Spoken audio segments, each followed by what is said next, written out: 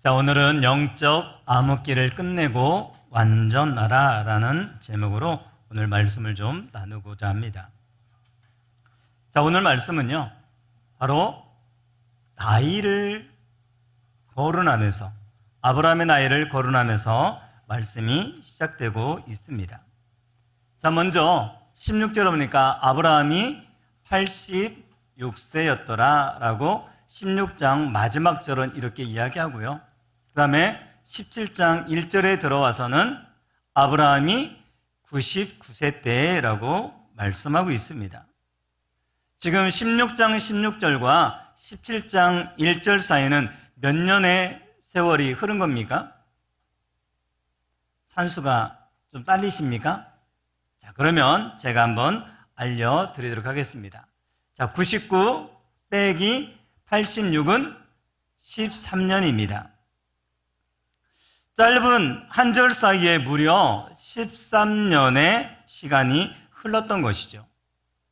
즉 아브라함은 13년 동안 영적인 암흑기, 즉 하나님과 관계하지 않는 시간들로 낭비했다라고 말씀할 수 있는 거죠. 하나님은 75세 때 하란에서 하나님의 부르심을 받게 되죠. 그리고 내가 너의 씨를 통해서 온 나라의 민족 가운데, 열방 가운데 번성케 하고 정말 많은 영혼들에게 정말 많은 복음들이 전해지게 될 것이다라고도 말씀해 주셨던 거죠.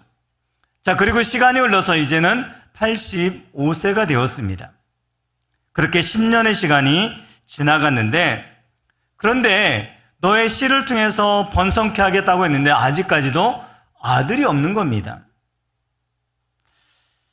자, 유대인들에게 있어서는요, 완전수가 7이기도 한데 또 유대인들에게는 10이라고 하는 숫자도 완전수를 의미하기도 합니다. 그러니까 10년이라고 하는 것은 기다릴 만큼 기다렸다라는 의미인 거죠.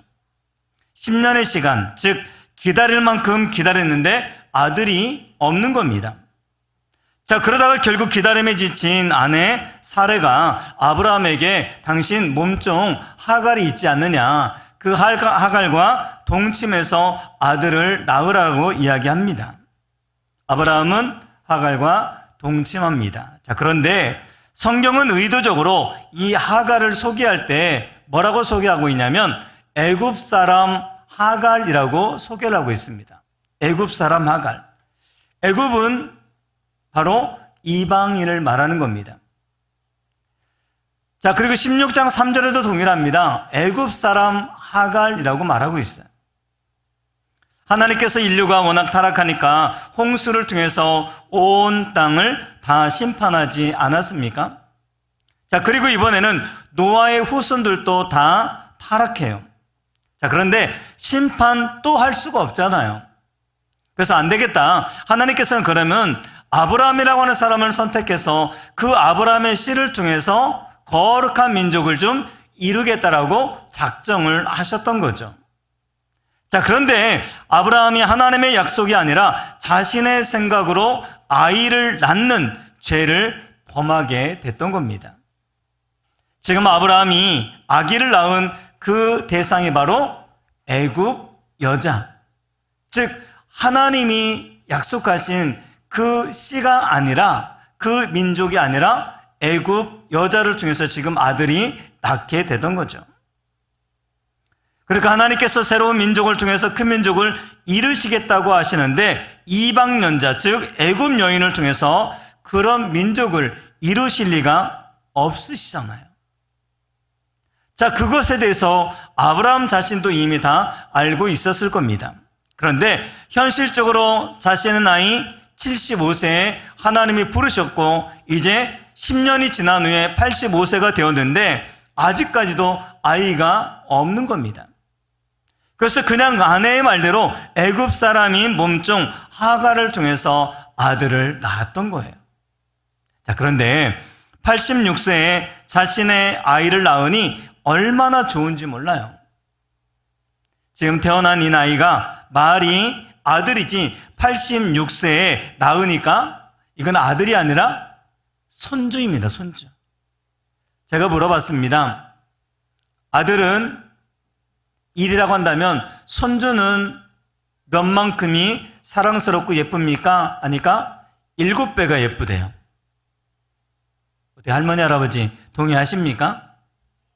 아멘. 네.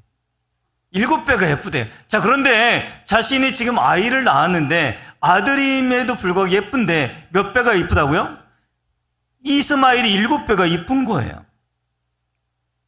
자, 그렇다 보니까 이 아들 이스마엘에게 마음이 푹 빠져가지고 시간이 무려 13년이 지나게 됐던 겁니다. 자, 그런데 여기서 우리가 생각해야 될 것은요, 아브라함의 입장에서는 하나님과의 관계의 끈을 완전히 끊어버린 것은 아닙니다.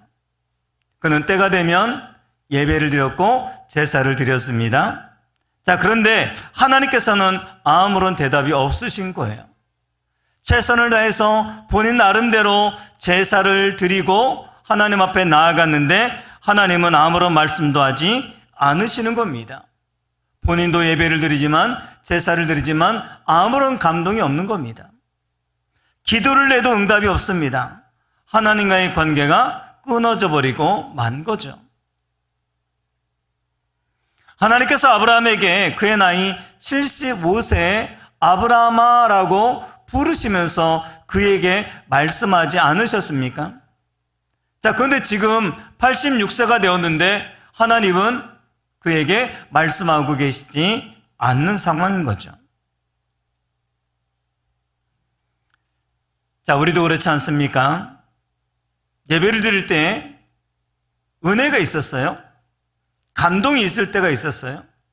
그리고 기도에 대한 응답이 있을 때가 있었어요. 제가 여러분에게 한번 질문해 보도록 하겠습니다. 여러분들은 하나님의 응답, 하나님의 음성을 언제 들으셨습니까? 최근에. 내게 말씀하고 계십니까? 나는 그 음성을 듣고 있습니까? 왜 하나님 앞에 제사하고 하나님 앞에 예배하고 하나님 앞에 기도하는데 왜 하나님의 응답이 없으셨던 걸까요? 아브라함의 마음 안에 하나님이 점점점 빠져나가고 누구로 채워졌던 겁니까? 손자 이스마엘로 채워갔던 것입니다. 즉 하나님이 빠져버리고 다른 것으로 채운 아브라함의 예배와 기도를 하나님이 받지 않으셨던 겁니다. 그러자 인생이 허무해지기 시작했어요. 공허해지기 시작합니다. 마음에 아무런 열정이나 비전 없이 그냥 살아가고 그냥 예배의 자리에 앉아 있는 겁니다. 우리도 마찬가지 아닙니까? 하나님이 아닌 다른 것으로 채워지면은 하나님이 점점 빠져나가면 우리의 삶에 찾아오는 것은 공허와 허무예요. 예배에 대한 아무런 의미가 없더라는 거죠. 이 13년의 잃어버린 세월, 혹시 우리 중에 이런 분 계시지 않나요? 예수를 믿어서 열정으로 뜨거웠는데 10년이 지나고 20년이 지났는데 그런 열정과 주님에 대한 사랑이 사라져 버렸어요. 녹아져 버렸어요. 전에는 예배하고 기도하면 감동이 있었고 하나님의 전에 나오는 것이 기쁨이었고 내게 즐거움이었는데 예배에 나와도 감동이 없고 교회에 나와도 아무런 기쁨이 다 즐거움이 사라지게 되더라는 겁니다. 설교를 들어도 그냥 잠만 올 뿐이에요. 그렇다 보니 이런 분들이 이런저런 핑계를 찾으면서 한 번, 두 번 예배의 자리에 빠지고 소홀하기 시작합니다. 나중에는 예배보다 하나님보다 도리어 세상에 빠져버리고 세상을 향해서 나아가기 시작하더라는 거죠. 그러면 찾아오는 것이 한 가지 있습니다. 그게 바로 누구냐? 그게 바로 뭐냐? 영적 암흑기라는 겁니다. 영적 암흑기는 다름 아닌 하나님과 관계없는 시간들, 하나님보다 다른 것에 마음에 빼앗겨버린 시간들, 그냥 가치 없이 흘려보낸 잃어버린 세월들, 늘 하나님의 말씀이 있었고 하나님과의 관계 안의 삶을 살아왔던 아브라함이었는데 이스마엘이 채워지니까 그곳에 하나님의 응답도 하나님의 말씀도 우리 하나님에 대한 감동과 사랑도 다 사라져버리고 잃어버리고 말더라는 거죠. 성경은 아브라함이 잃어버린 13년의 시간에 대해서는 아무것도 기록하고 있지 않습니다. 그냥 86세. 이것은 뭘 말하는 겁니까? 하나님 없는 삶이란 공허한 삶, 텅 빈 삶, 시간 낭비이고 의미 없는 잃어버린 세월이라는 겁니다. 아브라함이 왜 이렇게 됐을까요? 원래 이런 분은 아니었잖아요. 75세 하나님의 말씀 한마디에 가족들을 다 데리고 본토, 친척, 아버지의 집을 떠나서 유브라데스 강을 건너 갔던 믿음의 사람이 아브라함 아니었습니까? 그랬던 그가 왜 이렇게 되었을까요? 하나님의 비전이 이루어지지 않으니까 기다리다 지쳐서 아내의 말, 즉 사람의 말을 듣고 그냥 이스마엘을 낳고서 그냥 그곳에서 만족을 누렸기 때문에 그렇습니다. 즉 하나님의 자리에 이스마엘로 채우고 하나님의 말씀보다 사람의 말로 채웠던 이 아브라함에게 찾아왔던 결과가 바로 영적 암흑기였던 거죠. 여러분, 죄로 채워진 삶은 하나님의 계획이 미루어지게 된다는 것입니다.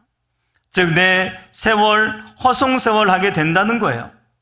흘려 시간을 낭비하게 된다는 겁니다. 우리가 인생을 마무리할 때 흘려버린 세월 허무하다, 내 인생 헛살한 것 같다라고 말하지 않게 되기를 바랍니다. 지금 아브라함의 인생이 그런 직전이었던 것입니다. 그의 인생이 지금 암흑기 속의 삶을 살고 있었던 거죠. 자, 그렇게 하나님과 아무런 관계없이 영적인 암흑기를 살아가고 있는 이 아브라함에게 하나님이 나타나시고 하나님이 찾아와 주셨다는 겁니다. 그리고 하나님 무슨 이야기를 하십니까? 아주 중요한 말씀을 하십니다. 우리에게도 꼭 필요한 말씀입니다. 오늘 여러분이 지금 영적인 암흑기와 같은 삶을 살아가고 그 암흑기 속에 여러분이 지금 거하고 있다면 이 말씀을 꼭 들으시고 이 말씀을 통해서 다시금 이 영적인 암흑기에서 나오고 영적 암흑기를 끝내고 다시 한번 하나님과의 관계에 회복이 있는 귀한 시간 되기를 주의 이름으로 축원을 드립니다. 자, 하나님은 영적 암흑기에 빠져있는 아브라함에게 세 가지의 대안을 제시해주고 있습니다. 첫 번째는 하나님 앞에서 살라고 하십니다. 한번 따라서 볼까요? 하나님 앞에서 살자. 자, 그러면서 17장 1절에 이렇게 말씀합니다. 그에게 이르시되 나는 전능한 하나님이라 너는 내 앞에서 행하여 완전하라 라고 말씀합니다. 영적인 암흑기에 있는 분들에게 기쁨의 소식이 하나 있다고 한다면 하나님은 영적 암흑기로 우리 인생을 끝내기를 원치 않는다는 거예요. 그래서 영적 암흑기에 있는 이 아브라함에게 찾아와 주셨고 지금 말씀해 주고 있다는 사실이죠. 여러분, 우리는 하나님을 잊을 수 있어도 하나님 우리를 결코 잊지 않으십니다. 내가 하나님을 떠나는 한이 있어도 하나님 우리를 결코 떠나지 않으시는 분이라는 거죠. 하나님 우리가 세상에 빠져서 영적인 암흑기에서 대충 그냥 살다가 그렇게 인생을 끝내기를 원치 않으신다는 거예요. 그리고 그렇게 끝나도록 내버려 두지도 않으십니다. 아브라함은 75세의 큰 민족을 이루게 하겠다고 하신 하나님의 말씀을 받아서 하나님의 비전을 붙잡고 하란을 떠나서 가나안 땅으로 출발을 했지만 지금 아들 이스마엘에게 푹 빠져서는 하나님과 관계없는 인생으로 정말 끝내려고 하고 있는 겁니다. 여기가 좋사오니 초막셋을 짓고 여기서 그냥 여기까지입니다. 그런 상황이죠. 그저 하나님이 다시 한번 나타나셔가지고 내가 약속의 아들을 너에게 주겠다라고 말씀하고 있는 거예요. 그때 내가 너에게 약속한 비전이 있지 않느냐? 그 약속의 비전을, 말씀을 다시금 붙들어라 라고 말씀하고 계시는 겁니다. 하나님 우리에게 주셨던 비전을 우리의 생명이 끝나는 그날까지 멈추지 않습니다. 계속 그 비전대로 우리를 이끌어 가실 겁니다. 아브라함에게 13년 만에 나타난 하나님의 첫 말씀이 너는 내 앞에서 행하여 완전하라 라는 말씀이었습니다. 여기 하나님 앞에서 행하여 라는 말은 이 말을 직역하면 이런 말이 됩니다. 하나님 앞에서 걸어가라 라는 거예요. 걸어가라, 움직여라 라는 거죠. 자, 이 말씀이 바로 칼빈이 말했던 코람데오라고 하는 말이 나온 것입니다. 코람데오는 하나님 앞에서라는 말이에요. 하나님께서 13년 만에 아브라함을 찾아오셔서는 너는 내 앞에서 행하여 완전하라라고 말씀하셨던 거죠. 자, 그런데 여러분, 사람이 하나님 앞에서 완전할 수 있습니까? 불가능한 이야기 아닙니까? 우리 인간이 아무리 노력을 한다 하더라도 죄를 안 지을 수 없잖아요. 조금 지나면 연약해서 죄를 짓는 것이 우리의 모습 아닙니까? 우리의 삶을 돌아다보면 죄로 얼룩진 인생 아닙니까? 회개하고 또 죄를 짓고 회개하고 또 죄를 짓고. 자, 그런데 그런 우리가 어떻게 하나님 앞에서 완전할 수 있을까요? 그 하나님은 우리가 완전할 수 있다고 말하고 그 방법을 우리에게 제시해주고 있는 겁니다. 그것은 바로 내 앞에서 행하여라는 거예요. 내 앞에서 행하여. 즉 우리가 하나님 앞에서 살아간다면 너희는 완전해질 것이라고 하나님은 말씀해 주고 있는 겁니다. 저는 차를 운전하다가 가장 두려운 존재가 둘이 있습니다. 하나는 카메라, 두 번째는 교통순경. 오라고 하면은 네 하고 가야 돼요. 그래서 보이면 어떻게 합니까? 조심해요. 카메라 보이면 딸랑딸랑하면 조심하고 교통순경 보이면은 조심해요. 마찬가지 아닙니까? 우리가 하나님 앞에서 내 마음대로 삶을 살 수 없잖아요. 하나님이 나를 지키시고 하나님 앞에서 내가 삶을 살아간다면 내가 이렇게 주장할 수 있을까요?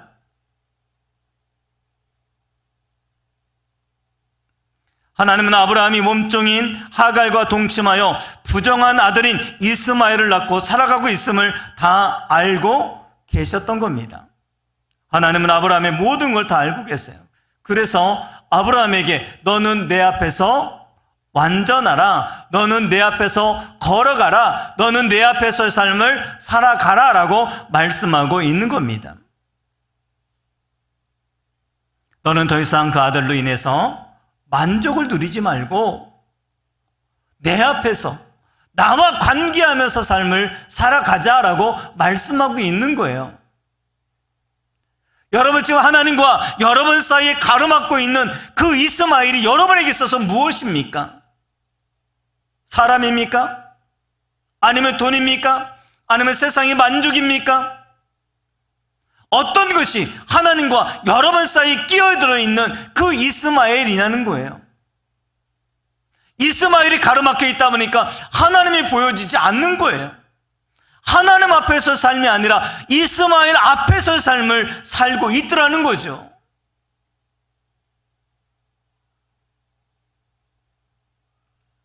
여러분, 우리가 하나님 앞에서 살아간다면 우리 인생은 완전히 달라지게 될 겁니다. 여러분, 평범한 사람들은 사람의 눈을 의식하며 살아갑니다. 좋은 사람은 자기 일을 성찰하며 자기 앞에서 삶을 살아간다고 합니다. 그러나 위대한 사람은 하나님 앞에서 살아가더라는 겁니다. 하나님 앞에서, 하나님 눈앞에서, 바로 하나님 눈앞에서 삶을 살아간다는 것은 삶의 예배자의 삶을 살아가는 거예요. 우리 모든 삶이 예배다. 하나님 앞에 드리는 예배다. 나는 예배자다. 그 하나님 앞에서 삶을 살아가면 내 마음을, 내 행동을, 내 언어를 내 마음대로 경거망동하게, 불경건하게 삶을 살아갈 수 있을까요? 17장 2절을 이렇게 말씀합니다. 내가 내 언약을 나와 너 사이에 두어 너를 크게 번성하게 하리라. 이 땅에 위대한 인생을 살아간 사람들의 공통점은 바로 하나님 앞에서 삶을 살아갔고, 또 하나님 앞에서 삶을 살아간 사람들은 분명히 하나님의 약속의 말씀을 붙들고 살아가더라는 거죠. 그런데 그 앞에 이스마엘이 있다 보니까 비전도 놓치고 하나님과의 약속도 잃어버리고 그곳에 내가 원하는 삶으로 살아가게 되더라는 거죠. 하나님은 이렇게 자신을 소개하고 있습니다. 나는 전능한 하나님이다. 전능한 하나님. 이 말씀은 히브리어로 엘사다이라고 이야기합니다. 엘사다이. 자, 엘사다이는 엘과 사다이의 두 단어의 결합된 단어입니다. 자, 엘이라고 하는 단어만으로도 능력의 하나님, 강하신 하나님을 뜻하는 겁니다. 자, 그런데 여기에 사다이가 붙었어요. 이 사다이라고 하는 말은요, 어머니가 젖을 가지고 아기에게 부어주는 자라는 뜻입니다. 어린아이가 배가 고파 웁니다. 그럴 때 누구도 달랠 수가 없습니다. 하지만 그때 엄마가 어린아이가 엄마의 품에 안고 아이의 젖을 물리게 되면 그때 비로소 아이의 울음이 그치게 된다는 거예요. 어린아이가 엄마의 품에 안겨 있기만 하면 먹는 문제도 해결되고 입는 것도 해결되고 안전의 문제도 해결되고 미래의 문제도 해결되는 것입니다. 그것이 바로 젖먹이를 안고 있는 엄마의 품이라는 거죠. 하나님의 자신을 소개할 때 나는 너희를 심판하는 하나님이다라고 말하지 않고 엘샤다이, 나는 전능한 하나님이다라고 소개하시는 것은 아브라함의 실수를 책망하시는 것이 아니라 아브라함에게 24년 전에 주었던 그 비전을 능히 이루게 하시는 하나님이라는 겁니다. 그것을 다시 깨닫게 하고 싶으셔서 다시 나타나셔서 나는 전능한 하나님이다 라고 말씀하고 있다는 거죠. 하나님이 아브라함에게 나타난 때가 아브라함의 나이 99세 때입니다. 그러니까 처음 비전을 받은 그때로부터 무려 24년의 시간이 흐른 뒤였어요. 아브라함에게 너는 다시 그때 내가 약속한 비전을 이룰 수 있다라고 말씀하고 계시는 거죠. 아브라함의 입장에서는 자기의 비전은 다 끝났다고 생각했습니다. 자기 몸을 보니까 이미 늙었어요. 자기 아내를 보니까 이미 다 생리가 그친 상태예요. 자, 그런데 하나님은 나는 끝이라고 말하지만 하나님은 끝이 아니다라고 말씀하고 있습니다. 서양 속담에 이런 말이 있습니다. 인간의 극한 상황은 하나님의 기회이다. 우리가 절망할 때, 우리가 낙심할 때, 우리가 소망이 없다고 말할 때 이 상황이야말로 하나님의 능력을 체험할 수 있는 기회라는 거예요. 우리의 불가능을 통하여 하나님의 전능하심을 보여주고 있는 겁니다. 여러분, 하나님은 아브라함의 교회 왜 13년 동안 침묵하셨다가 99세 때에 다시 나타난 것입니까? 바로 아브라함에게 불가능을 가능케 하도록 이루어주시는 하나님이심을 나타내 보여주시기 위함인 거죠. 하나님의 전능하심을 가르쳐 주시기 위함이었던 겁니다. 여러분, 하나님의 전능하심을 믿으십니까? 7명만 아멘 하시네. 여러분, 하나님의 전능하심을 믿으십니까? 불가능을 가능하게 하심을 믿으십니까? 여러분들이 불가능을 가능케 하신 하나님을 믿는다고 한다면 절대로 스스로 포기하지 마시기 바랍니다. 하나님은 아브라함이 불가능하다고 믿었던 불신앙의 13년 후에 나타나서 엘샤다이, 즉 전능하신 하나님으로 소개하고 있다는 거예요. 자, 그리고 그 전능하신 하나님 앞에서 삶을 살아라 라고 말씀하고 있습니다. 여러분, 하나님 앞에서 사시기 바랍니다. 자, 두 번째, 이렇게 말씀합니다. 이름을 바꾸어라. 자, 4절 5절 보시니까요.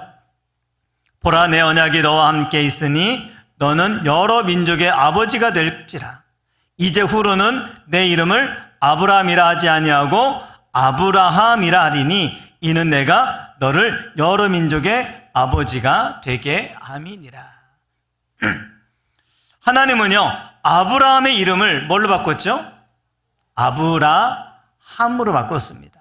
그래서 아브라는 거는요, 바로 아버지라고 하는 뜻이에요. 그 다음에 함이라고 하는 것은, 람이라고 하는 것은 높은이라는 뜻입니다. 자, 그럼 아브라함은요, 높은 아버지, 고귀한 아버지라고 하는 뜻입니다. 이것은요, 이기적인 이름이에요.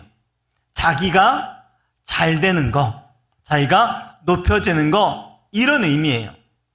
자, 그런데 하나님께서는 아브라함으로 바꿨죠. 아브라함, 아버지, 그 다음에 라함은요, 바로 많은 많다라고 하는 뜻을 가지고 있습니다. 즉, 아브라함은 많은 사람의 아버지, 열국의 아버지라는 겁니다. 즉, 이것은 바로 아브라함, 너는 이제는 여러 민족을, 모든 열방을 살리는 자가 되라라고 하는 겁니다. 즉, 아브라함은 자신의 만족과 자신만을 위해서 삶을 살아가는 인생이라고 한다면 너는 이제는 많은 민족을 살리는 타인을 위한 인생으로 살아가라고 하면서 아브라함에서 아브라함으로 바꾸어 주었던 거예요. 너는 너를 넘어서 가족을 살리고, 가족을 넘어 이웃을 살리고, 이웃을 넘어 교회를 살리고, 교회를 넘어 민족을 살리고, 민족을 넘어 열방을 살리는 자가 되라라고 말씀하고 있는 겁니다. 이것이 바로 우리 예수 믿는 사람들의 정체성이에요. 여러분, 나는 아브라함으로만 살면 안 돼요. 하나님 우리를 아브라함으로 살기를 원하신다는 겁니다. 또 마찬가지로 사라의 이름도 바꿔주지 않습니까? 절체의 이름이 뭐였죠? 바로 사레였습니다. 사레. 자, 그런데 사라로 바꿔줍니다. 이 사레라고 하는 말은요, 공주, 귀부인, 그러니까 자기가 높임받는 거예요. 다른 사람에게 인정받는다는 뜻을 가지고 있습니다. 남한의 유익을 위해서 사는 공주가 바로 사레입니다. 자, 근데 하나님 뭐로 바꾸셨죠? 사라라고 하는 것은 많은 자의 어머니, 열국의 어머니라는 겁니다. 하나님은요, 사레의 이름을 혼자 공주가 되고 귀부인이 되는 내 욕심만을 위해서 삶을 사는 인생에서 빠져나와 모든 사람의 어미가 되는 사랑의 사람으로 바꾸어 주셨던 거예요. 여러분, 혹시 여기 지금 사레 있으십니까? 제가 보니까 몇 분이 있으세요, 사레. 제가 보니까 여기 이곳에 아브라함이 몇 분 계세요. 자, 근데 하나님께서는 오늘 이 시간을 통해서 사레는 사라로 바뀌어지고 아브라함은 아브라함으로 바뀌어지기를 원하고 계시다는 겁니다. 여러분, 우리가 나 자신만의 성공을 위해서 산다면 이 땅에 그냥 아브라함으로 사레로 사는 거예요. 하지만 하나님은 우리를 어떤 인생으로 살기 원하시느냐? 아브라함 같은 인생으로, 그 다음에 사라와 같은 인생으로 살기를 원하신다는 겁니다. 여러분, 우리는 이 땅에 왜 태어났습니까? 내 뜻을 위해서, 잘 먹고 잘 살기 위해서? 아닙니다. 내 뜻이 아니라 하나님의 뜻을 위해서, 나만 잘 먹고 잘 사는 것이 아니라 나를 통해서 다른 사람에게 윤택함과 또한 다른 사람을 잘 살게 하기 위함이 바로 하나님이 이 땅에 우리를 보내신 목적이라는 겁니다. 하나님은 아들에게 마음과 정신이 대충 빠져 살고 있는 아브라함에게 이제는 아브라함으로 바꿔주시고 사레에서 사라로 바꿔주시면서 열국을 향한 하나님의 비전을 다시금 깨닫게 해주셨던 거예요. 너 지금 바로 앞에 있는 아브라함이 너의 인생의 만족이 아니다. 너는 온 나라와 민족과 열방을 볼 수 있는 비전을 가진 자이다. 내가 너를 부르는 이유가 목적이 어디 있는 줄 아느냐? 아브라함으로 만족을 이루는 것이 아니라 너는 온 나라 민족 가운데 영향력을 끼치는 인생으로 살아가야 된다 라고 말씀하시면서 그 부르심을 다시금 확인해 주었던 겁니다. 자, 그런데 문제는 사레가 임신하지 못하는 데 문제가 있어요. 사레는 임신하지 못함으로 할 때 이것은 바로 사레가 지금 폐경기가 지났다는 겁니다. 그러니까 이중적인 불가능을 지니고 있는 상태예요.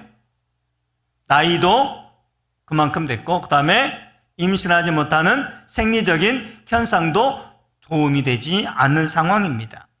자, 그런데 하나님께서는 무슨 하나님으로 나타나셨죠? 엘샤다이. 엘샤다이는 전능한 하나님입니다. 불가능을 가능케 하시는 분이심을 믿으시기 바랍니다. 하나님은 나의 몸 상태와 내 건강 상태와 상관없이 역사하시는 분이심을 믿습니다. 전능하신 하나님은 인간의 상식과 상관없이 일하시는 분이심을 믿으시기 바랍니다. 여러분, 이 사람이 봐도 안 되고 저 사람이 봐도 안 되고 의사가 봐도 안 된다라고 말하고 있는 그런 상황에 처해 있습니까?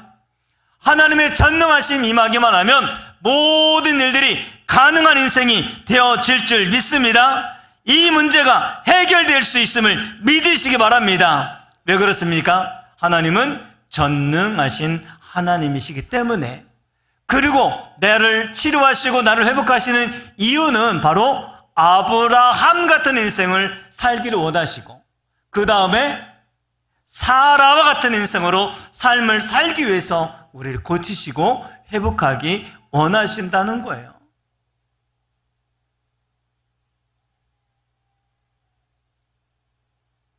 오늘 하나님께서 여러분에게 주신 이 사명도 붙들어야 돼요.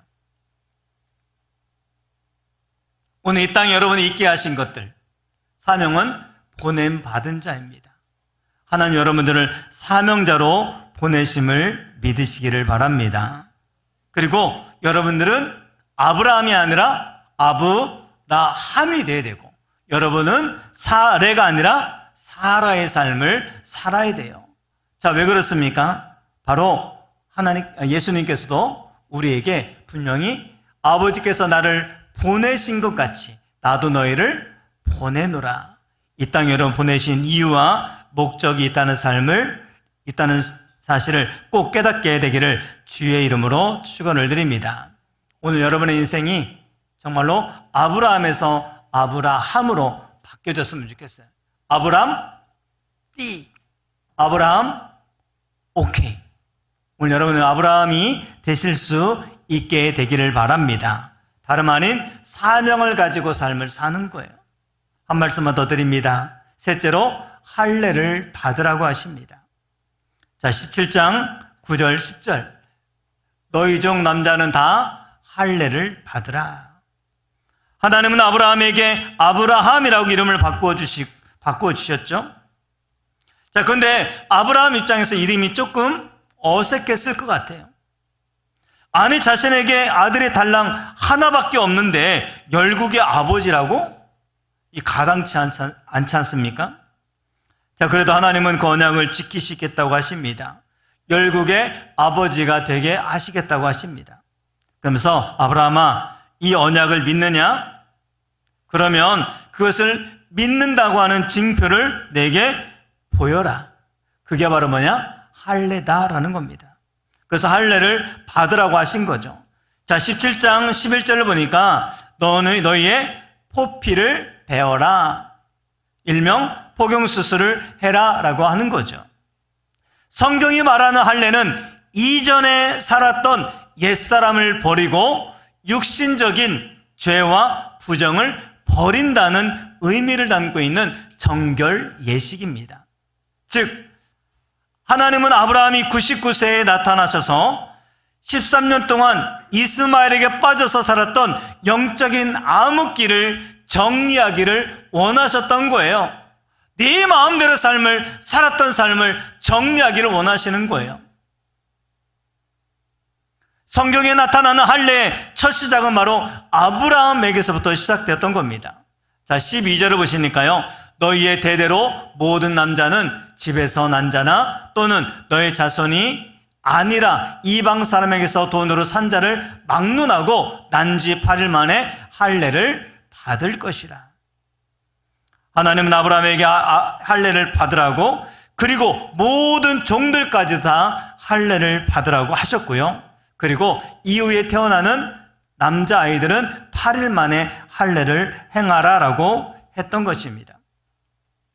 한마디로 말하면 할례는 이전에 내 멋대로 삶을 살았던 삶을 청산한다라고 하는 의미가 담겨져 있어요. 자, 이 의미가 꼭 무엇과 닮냐면요, 바로 세례와 닮아 있습니다. 세례는 뭐죠? 내가 옛사람은 나는 죽고 예수님과 함께 다시 산다고 하는 의미가 바로 세례의 의미예요.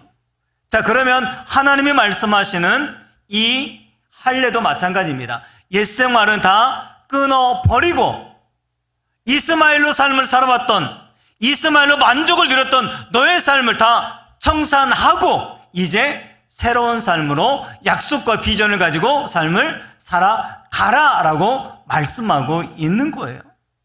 내 멋대로 삶을 살던 나는 죽고 이제 예수님이 내 삶의 주인 되는 삶을 살겠습니다라고 고백하는 의식이 바로 세례인 것처럼 할례도 마찬가지입니다. 오늘 여러분의 삶 안에 이전에 하나님과 관계없이, 아니 하나님보다 이스마엘로 만족하며 삶을 살아왔던 그것을 다 이제는 끊어버리고 새로운 할례를 받으실 수 있게 되기 바랍니다. 자, 그런데 어떤 분은 저 할례 먼저 받았는데요. 자, 그런데 하나님은 이제는 할례를 몸으로 행하라는 것이 아니라 마음의 할례를 받으라라고 말씀하고 있어요. 그러니까 내 마음에 있는 할례를 다 옛 것들은 끊어버리고 이제 주님만을 위해서 삶을 살겠습니다라고 하는 고백이 담겨져 있는 겁니다. 오늘 여러분 99세에 지금 아브라함이 할례를 받았어요. 그런데 정말 1년 뒤에 아브라함 나이 100세 때 아들 이삭이 태어나게 됐던 겁니다. 약속이 그대로 이루어지게 된 거죠. 오늘 여러분 영적 암흑기 가운데 있습니까? 혹시나 이스마엘로 만족한 삶을 살고 계십니까? 이 정도면은 충분하지 않나? 자, 그럼 여러분 하나님의 음성과 하나님과 관계하는 삶을 살고 있는지 여러분 스스로가 한번 점검해 보셨으면 좋겠습니다. 자, 말씀을 정리합니다. 자, 먼저 첫 번째가 뭐였죠? 사람의 눈치나 보며 사는 허무한 인생을 살지 말고 하나님 앞에서 삶을 살아가시기 바랍니다. 두 번째는 나만을 위해서 사는 아브라함이 되지 말고 온 세상을 살리는, 즉 사명을 위해서 사는 아브라함이 되시기 바랍니다. 오늘 지금 아브라함이 있어요? 공주 같은 사라들이 있어요? 사례가 있어요? 다 이름이 바뀌어지는 은혜가 있기 바라고요. 세 번째는 할례를 받으십시오. 내 옛삶을 죽이고 말씀에 순종하는 겁니다. 여러분 순종을 다음으로 미루지 마시고 오늘 바로 순종하십시오. 여러분의 마음이 하나님을 향한 기대하는 심장이 멎었다면 다시금 하나님을 향해서 여러분의 심장이 고동치게 되는 은혜가 있게 되기 바랍니다. 영적인 암흑기 그치고 다시 하나님 앞에서 완전하십시오.